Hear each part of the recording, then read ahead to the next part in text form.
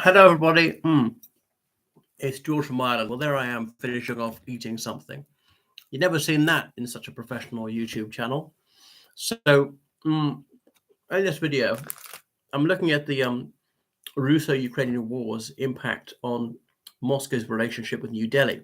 Now, India became independent in 1947, but long before that, Russia's was the major, obviously, successor state of the Soviet Union, and the Soviet Union had pushed for an Indian independence, welcomed Indian communists in the 1920s, and the Congress Party, and furiously denounced the British Raj. Well, they got their wanted. And so then the Soviet Union had a very cordial relationship with the Republic of India. Although India was never a communist country, it did and still does have a significant communist party. And the Communist Party of India, Marxist, won elections in Kerala and West Bengal way back in the 1950s. So the first Prime Minister of India, Jawaharlal Nehru, whilst he was not a communist, he wasn't an anti-communist either, and he was a linchpin of the non-aligned movement of countries that were supposedly neutral in the Cold War, even though Cuba, that was very much pro-Soviet, was in that as well.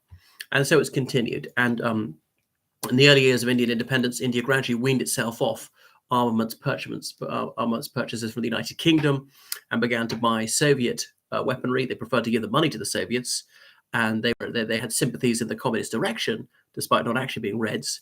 Moreover, Soviet military manufacturers were a lot cheaper than British ones. They were retrained on Soviet models, and they leaned towards them. Obviously, the Soviets were very helpful to them in the Second Indo-Pakistan War, 1971, it's 1965, and then the 1971 Third Indo-Pakistan War, and so on. The Soviet Union collapsed in 1991. There was very little that the Russian Federation could offer when it was economically in the doldrums. And India began to reassess its relationship towards the United States. It had a fairly tetchy relationship with the US, though it was all right under John F. Kennedy, when the Indians needed arms from them to fight the Chinese. But I remember I was in India when Vajpayee, I forgot his full name actually, went to the United States. It was a very well received address of both houses of Congress. This had happened under, Nehru had been there, Rajiv Gandhi had been there, and so on, to address Congress. But India has been buying less and less Russian military weaponry over the last few years. It's fallen significantly. But India is still the largest single purchaser of Russian armaments. And only, I think it's the 24th of March, the Indian Air Force made an official statement in the Parliament of India to some Defence Select Committee. And they said the purchase of certain equipment has not been delivered. It's well overdue. But the Indian Air Force notably will not say what exactly this is meant to be delivery of, what equipment. Is it planes, helicopters, missiles, air defense systems? I just don't know. It's an $844 million contract. About $740 million worth of it has already been delivered. There's over $100 million worth of kit outstanding. So for reasons of security, they're keeping it taciturn what the actual item is supposed to be. So Russia's inability to provide weapons on schedule is probably because Russia suffered significant equipment losses in Ukraine, and Russian military manufacturing has to prioritize supplying the Russian armed forces. It'll do that before it produces anything for export.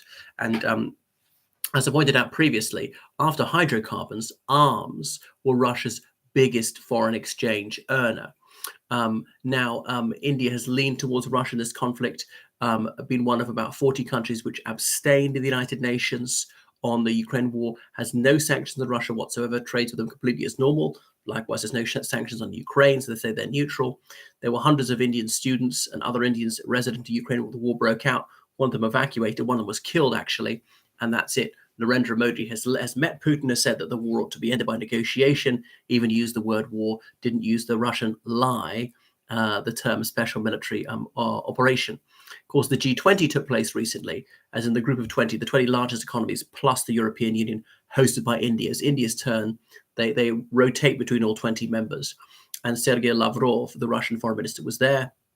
He was allowed to address the forum, and he made the outrageously stupid claim, since Ukraine started the war against us, that the Ukrainians started the war. Wow. I mean, that takes a Pinocchio award. That really takes the biscuit. What chutzpah to blame the victim again. Anyway, and that provoked gales of contemptuous laughter from his audience. But he said it with a straight face. You got to hand it to him for being an absolutely gold star liar. Anyway, yeah, India has been purchasing large quantities of Russian armaments for decades, and 20% of all Russian arms sales since 2018 have gone to India. So Prime Minister Narendra Modi, a few years ago, he signed a defense deal with Russia to purchase lots of weaponry. It was going to include warships, surface-to-air missiles, assault rifles, and so on, and the S-400 Triumph air defense system. Five lots of that, 5 S-400s. Only 3 of which have so far been delivered. The 2 more are outstanding. I don't know. This is the thing that the IAF is talking about. But there might be another motive for not delivering these things on time. The ulterior explanation might be a desire to avoid irking China. Because remember, India and China are often at daggers drawn. In 2020, they fought a brief border conflict. So the relationship with China for Russia has gone from important to vital. And so the vitality of it can't be overstated. If the Chinese stopped buying their hydrocarbons, the war would be over. The Chinese could easily grab land north of the Amur River. Russia has left that completely indefensible. There are thousands of kilometers of border with the Chinese. Chinese, rather than trying to take Taiwan, which they can't take, which would have almost no economic value, why do they not take a bit of Russia?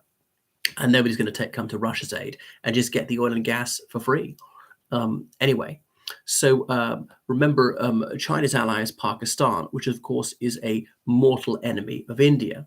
So there might be another reason. Let's go slow on these deliveries, maybe just not deliver them at all, especially the money's already been paid, in order to keep China sweet. And the Pakistanis might be entreating the Chinese, would you please make sure your Russian friends don't provide any military equipment to India? So I don't know if that's what's happening. This is sheer conjecture here. So the growing closeness between Cathay and Russia has obviously perturbed India. Nevertheless, India is happy to buy Russian energy at knockdown prices. In that wise, the Russo-Ukrainian war is actually beneficial to India because of their supposedly balanced attitude, as Putin calls it. Russia's rewarding them by selling them cheap energy. But India might have to reassess its attitude. They have said there ought to be a ceasefire in Ukraine. The war should come to an end through dialogue. But if Russia is unable to supply kit on time, then India might wonder whether its neutral stance on the Ukraine war is worth its while. Would it be more advantageous to call out the Russian Federation for its illegal war of unprovoked aggression and so on, to have sanctions or maybe just diplomatic support, just vocal support of Ukraine? And draw closer to the United States, the European Union, other NATO countries, and get superior military equipment. Trouble is, it's more expensive.